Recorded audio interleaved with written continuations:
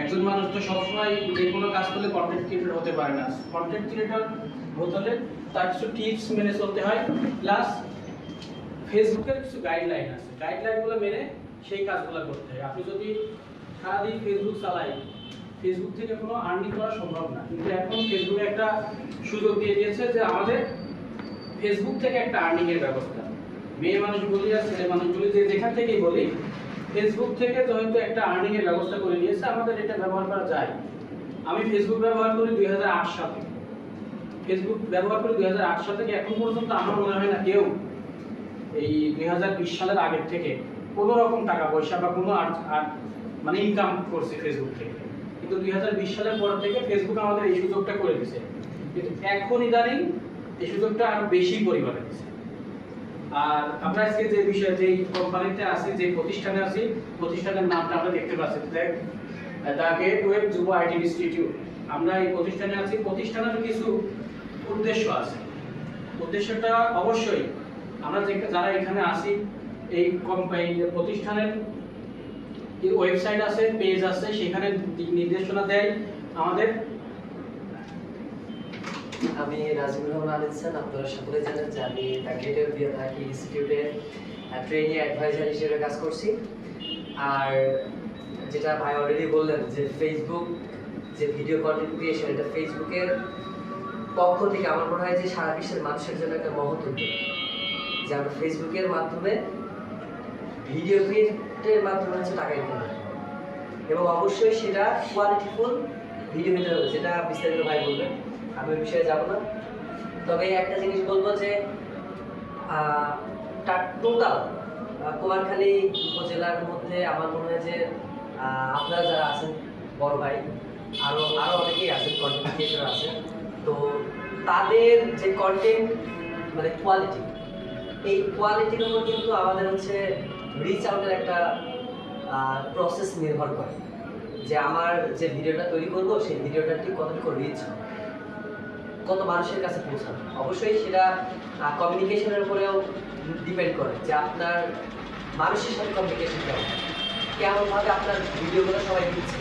ওকে, so এই ব্যাপারগুলো ভাই ব্যাখ্যা করবেন, জাস্ট একটাই করে দেবেন। থ্যাংক ইউ, সুন্দরভাবে উপস্থাপন করে দেওয়ার জন্য। মানে অনেক গাইডলাইন আছে, এর মধ্যে 10টি গাইডলাইন মানলে এর মধ্যে কাজ করা সম্ভব, নিজে সাকসেস হওয়া সম্ভব। আমি ছোট ছোট করে কিছু সবার সাথে আলোচনা করবো। এর মধ্যে হচ্ছে কন্টেন্ট প্ল্যানিং, আমি কি কন্টেন্ট তৈরি করব, আমি কোন রাস্তায় যাব, আমি ভিডিওটা কোন কোয়ালিটিতে যাব। আমি যদি সারাদিন ঘরে বদ্ধ থাকি, সেখান থেকেও ভিডিও করা সম্ভব। আমি যদি বাইরে ব্লগিং করে বেড়াই, সেখান থেকেও ভিডিও করা সম্ভব, সেখান থেকেও কিছু আর্নিং করা সম্ভব। আমি যদি আবার এই ভিডিও বা গ্রাফিক্সের কাজ করি, এখান থেকেও ফেসবুকে পোস্ট করার মাধ্যমে, ভিডিও করার মাধ্যমে আর্নিং করা সম্ভব। এখন প্ল্যান করতে হবে যে আমি কোন কন্টেন্টের মধ্যে যাব, কিন্তু ধারাবাহিকতা একটা থাকতে হবে।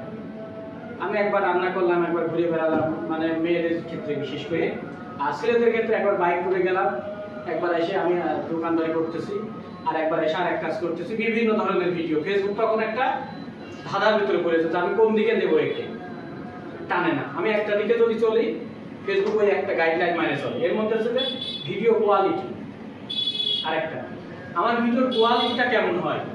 আমি যে ভিডিওটা করব, ভিডিওটা অবশ্যই কোয়ালিটি সম্পন্ন হতে হবে।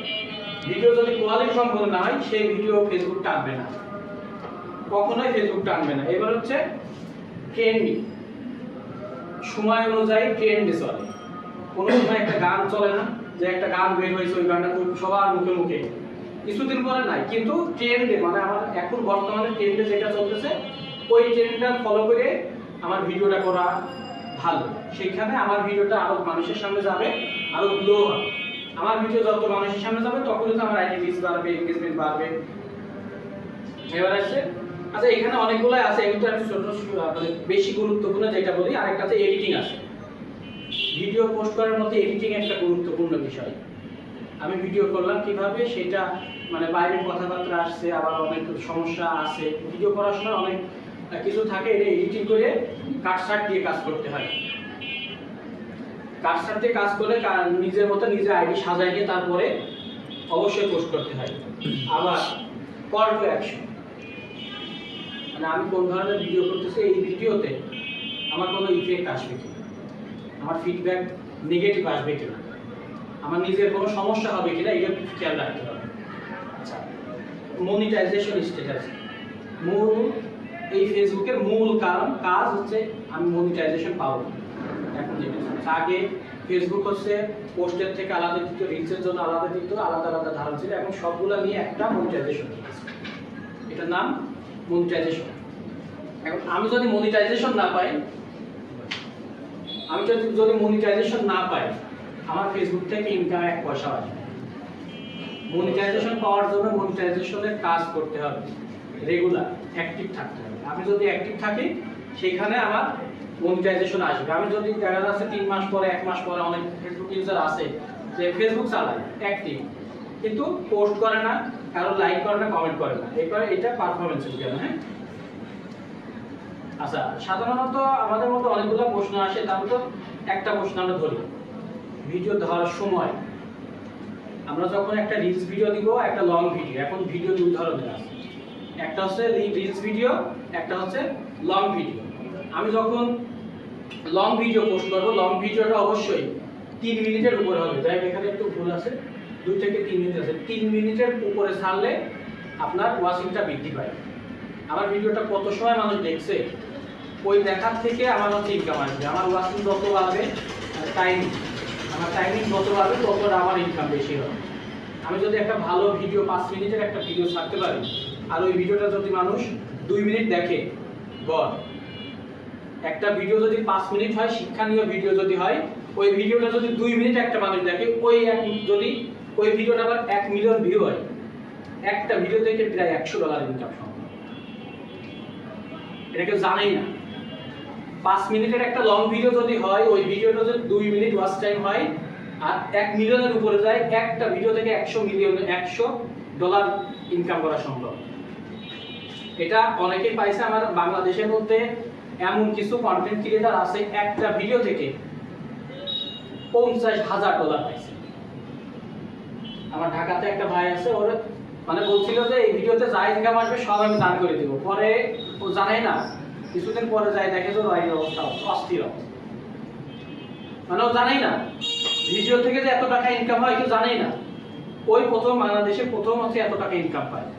আর হচ্ছে রিলস ভিডিও হচ্ছে 15 সেকেন্ডের উপরে হতে হবে। 15 সেকেন্ডের আগে, কিছুদিন আগে এই সমস্যাটা ছিল না ফেসবুক, এখন 15 সেকেন্ডের নিচে কোনো ভিডিও ওরা টানছে, টানলে হয়তো ওই ইস্যুটা